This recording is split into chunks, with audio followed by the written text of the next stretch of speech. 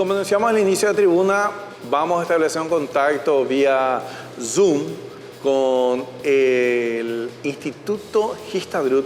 El Instituto Histadrut es uno de los centros más importantes de formación de líderes y anualmente o varias veces al año incluso realiza un estudio o una capacitación a periodistas sobre periodismo en zonas de conflictos, donde justamente Gloria de la Gracia y yo tuvimos la oportunidad de capacitarnos, de manera que agradecemos el tiempo, la presencia a Sergio Green. Él es director de ese instituto y un experto internacional, un analista internacional en temas de Medio Oriente, de manera que le dejamos con esta entrevista que realizamos hoy con Sergio Green vía Zoom para ver la situación actual, cómo están las cosas, qué pasa con el instituto y la realidad de Israel hoy vía este contacto directo. Bueno, Sergio Green vía Zoom desde Farsaba. Él es conferencista, experto en Medio Oriente, director académico en el Instituto Internacional de Liderazgo Histadrut. Justamente pedimos a Sergio esta entrevista considerando que un tema que se suele tocar en el instituto, que nos llevó a muchos paraguayos incluso, es el periodismo para la paz en zonas de conflictos. Así es que justamente ese tema que se toca, y cuando hablamos de los que tuvimos la oportunidad de ir a Israel, siempre digo a la gente, cuando me dicen, te llevaron para lavarte el cerebro, yo siempre defiendo que considero que el curso o la capacitación que tuvimos la oportunidad de recibir siempre fue sumamente democrático, porque siempre nos contaron de los dos lados las historias. Sergio, ¿cómo estás? Yo sé que es una pregunta a lo mejor retórica, pero bueno, veo que están en el instituto. ¿Cómo está el instituto ahora? Bueno, el instituto fue reconvertido en forma automática, se puede decir, de un día para el otro.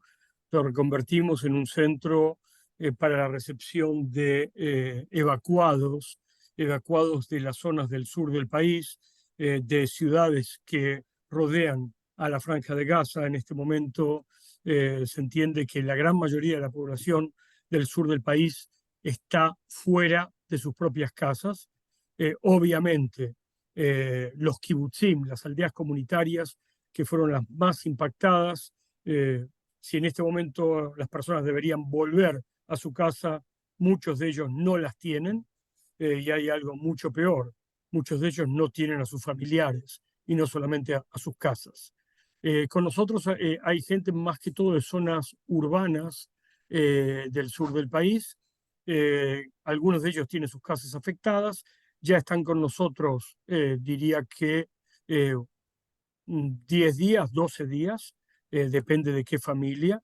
Obviamente tenemos tantos familias con niños pequeños, como así también gente muy adulta, pero bueno, se hace lo que se puede. Nosotros somos los que estamos en las mejores condiciones. ¿Esto implica que Israel para todo? ¿Cómo funciona, por ejemplo, la zona de Tel Aviv? Usted está muy cerca de Tel Aviv, Sergio. Bueno, en este momento y después de unos días donde no hubo clases, es decir, donde el Ministerio de Educación suspendió todas sus actividades, luego pasaron a trabajar por Zoom, al igual que como se hacía en la época del corona.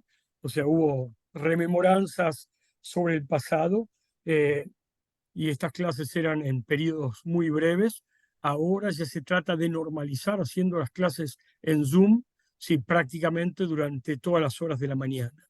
Depende a cómo vaya modificándose la situación, si se va a autorizar o no autorizar en algunas zonas del país que sus residentes puedan retornar al aula. Yo creo que este es un punto importante a tener en cuenta. Además, hay toda otra serie de lugares de trabajo que dependen muchas veces de trabajadores extranjeros.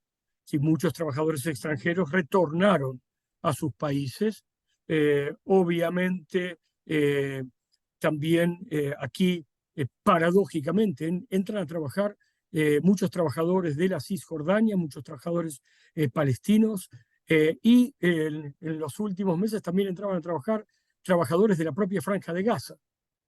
Sí, que algunos de ellos al final terminaron siendo, sí, los que aportaron eh, eh, algunos datos de inteligencia para el ataque contra Israel cometido el 7 de octubre. Ahora, viendo todo este cuadro general y especialmente teniendo en cuenta que aquellos trabajadores palestinos, muchos de ellos eran parte de la construcción, entonces podemos ver que mucho de la normalidad del país no la hay, a esa normalidad. Es decir, vamos a intentar generar una normalidad por la propia resiliencia del país, pero en situaciones anormales.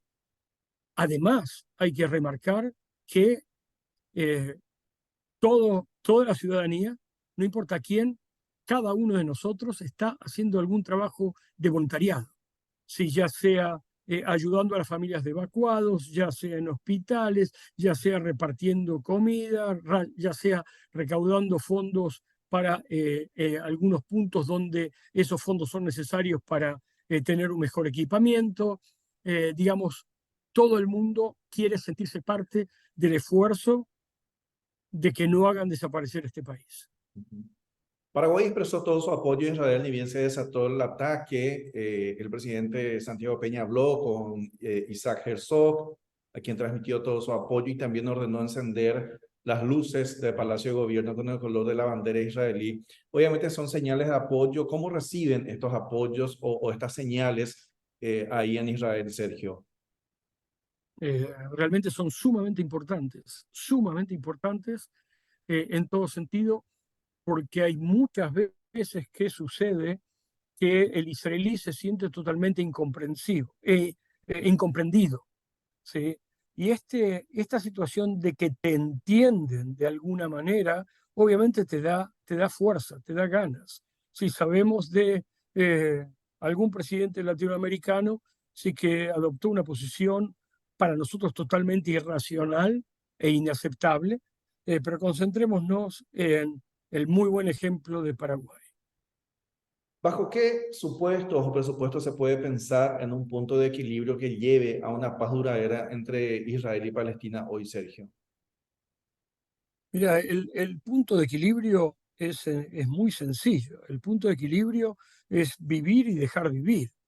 Es que los habitantes y los ciudadanos de la Franja de Gaza sí puedan desarrollarse, puedan desarrollar su economía y que realmente puedan invertir cada centavo que reciben en construir y construir una vida mejor. Hasta el día de hoy, y gobernados por el Hamas, si lo que están haciendo, en vez de preocuparse por todo esto, si ellos están dedicados a ver cómo destruir al Estado de Israel. Y creo que lamentablemente si esto era considerado por alguien alguna hipótesis o lo veía con alguna duda, lo acontecido el sábado 7 de octubre le puso sello y 4 firmas de que esto es cierto.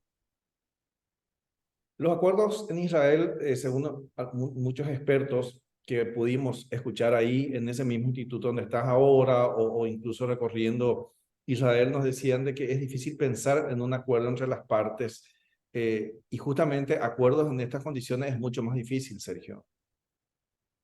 Sí, pero yo considero que hay que entender quiénes son las partes.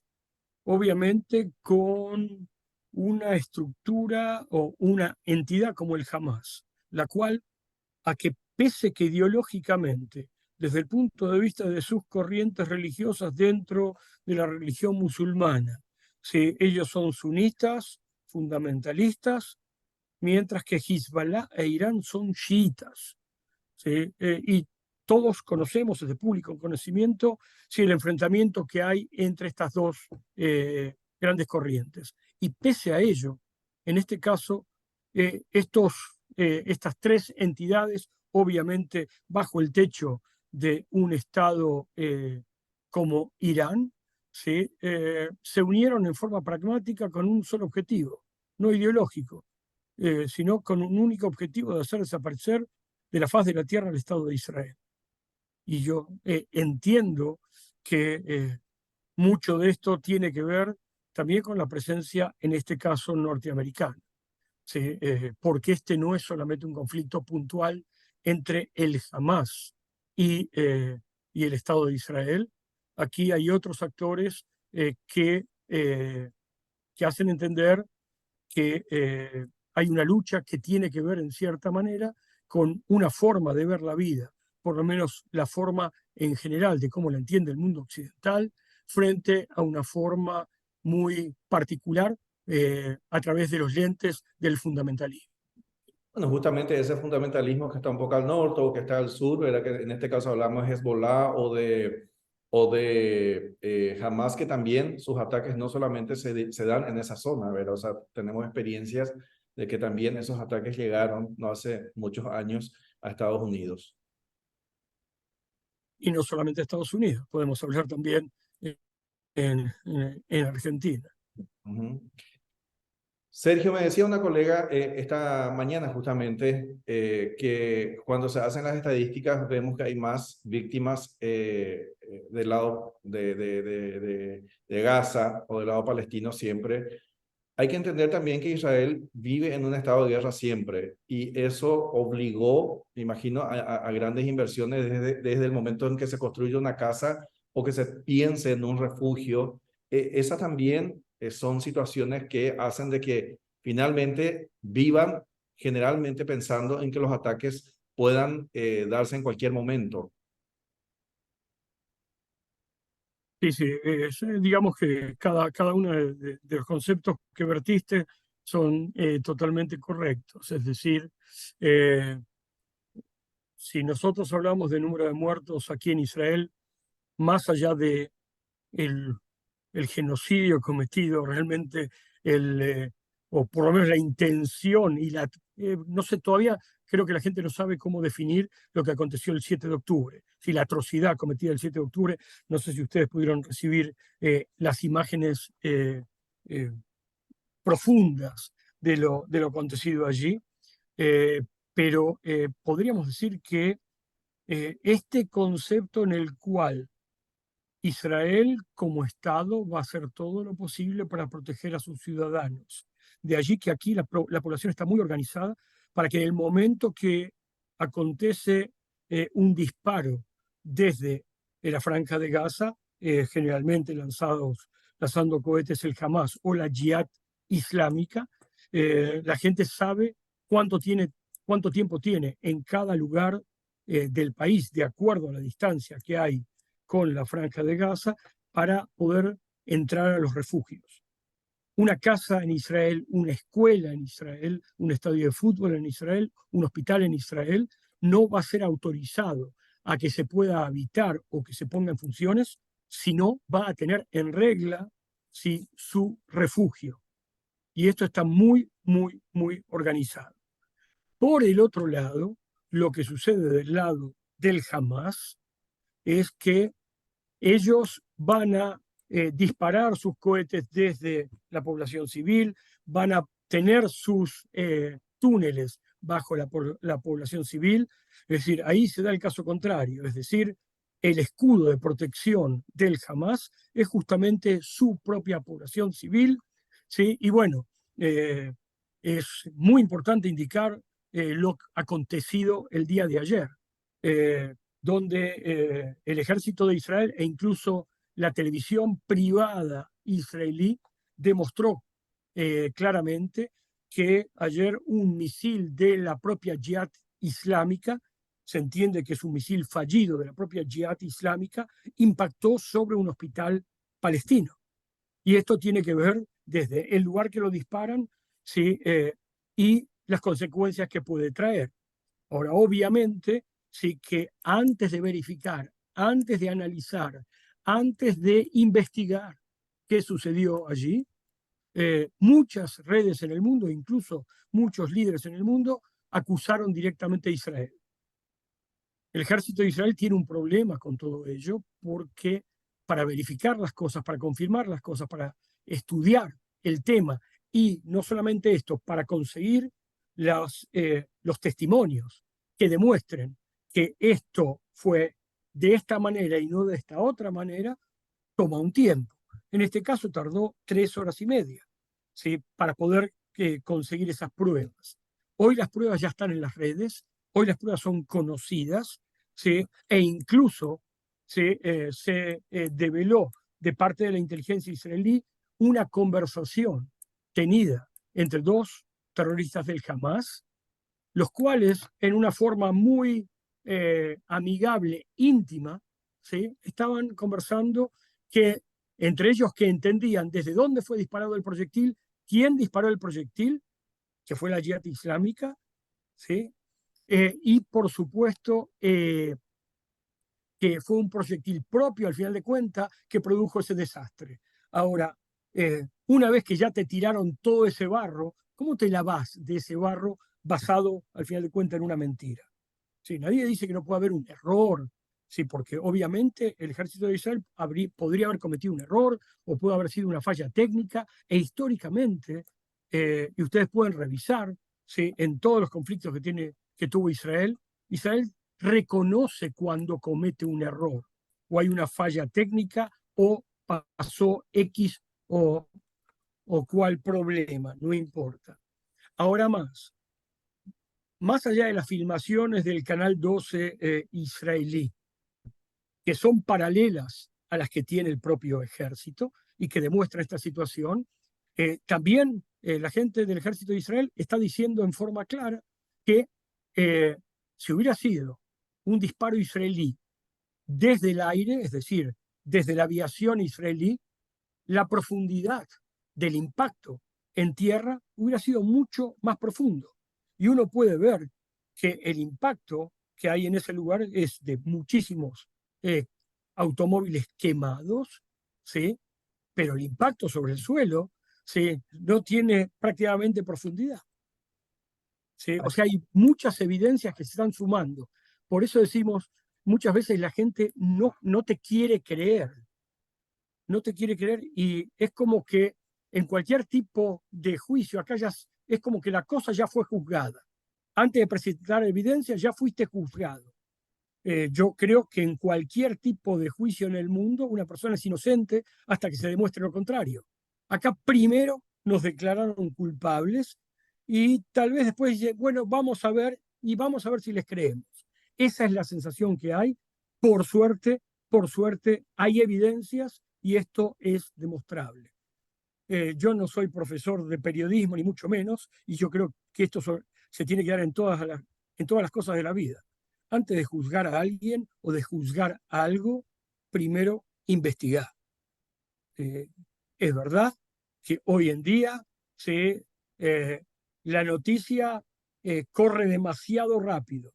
Y cuando la noticia corre demasiado rápido sin ser verificada, acontecen cosas muy duras como pasaron ayer, donde hubo manifestaciones violentas y de protesta frente a diferentes tipos de instituciones israelíes. Y lo peor de todo es que hoy se iba a realizar una reunión muy importante entre el presidente de la Autoridad Nacional Palestina, Mahmoud Abbas o Abu Mazen, ¿sí? Junto con el rey de Jordania, junto con el presidente de Egipto, Asisi, junto con el presidente de los Estados Unidos, Biden, para poder conversar sobre cómo avanzar en este proceso hacia el lado constructivo. Y esta reunión, por lo menos en los términos que se definió, no se realiza. Yo entiendo que Mahmoud Abbas ya anuló esa reunión. Quiere decir que quien quiere impactar negativamente sobre el proceso de paz y apoyar la posición terrorista, digamos que al final de cuentas todo esto y el impacto sobre el hospital y echarle la culpa a Israel solo sirvió para los intereses del Hamas y solo sirvió para los intereses de Irán. A Israel en absoluto lo benefició, y por tal motivo también uno puede explicar que Israel no tiene por qué querer bombardear un hospital, porque no lo beneficia en absolutamente nada. Lo contrario es lo correcto. Disculpen Sergio, que me extienda. realmente importante esa última aclaración, porque bueno, como decías vos, a veces lo primero están las fake news o la importancia de la verificación de las noticias. Eso también nos lleva a desear que venga pronto la paz y que ese instituto que tanto queremos también vuelva a ser un centro de capacitación para tantos periodistas, y que estoy seguro que son temas que pueden estar en los próximos, digamos, cursos cuando vuelva la paz ahí en Israel. Sergio, gracias por tu Para tiempo. que sea muy pronto. Ojalá así. Gracias, Sergio. De esta forma, escuchamos lo que pasa en Israel, agradecemos el tiempo y la presencia de Sergio Green. Gloria, realmente difícil la situación para los que estuvimos en Israel, que vivimos ese búnker que era un bar, pero era un búnker, ¿te acuerdas? Hoy es un búnker que nos tocó también estar en la franja de Gaza, que cuando eso todavía era un nivel de seguridad, no nos imaginábamos todo esto. Hoy realmente ver todo lo que estaba ocurriendo y sobre todo ese mensaje que en ese momento se tenía, que se podía coexistir a pesar de las diferencias, pero lo que es también el grupo Hamás, de que todo lo que está aconteciendo, y obviamente todos lamentamos las pérdidas humanas, tanto por un lado y como por el otro. Las guerras nunca son buenas, pero realmente esto implica como conocer la historia de estos países. Y lo más difícil, que nunca se van a poner de acuerdo, que es lo que escuchábamos en Israel y repetíamos hoy en esta entrevista también con Sergio, desde Farsaba a pocos kilómetros de Tel Aviv. De esta forma ponemos un punto final a la tribuna. Gracias por acompañarnos. Nos reencontramos la próxima semana.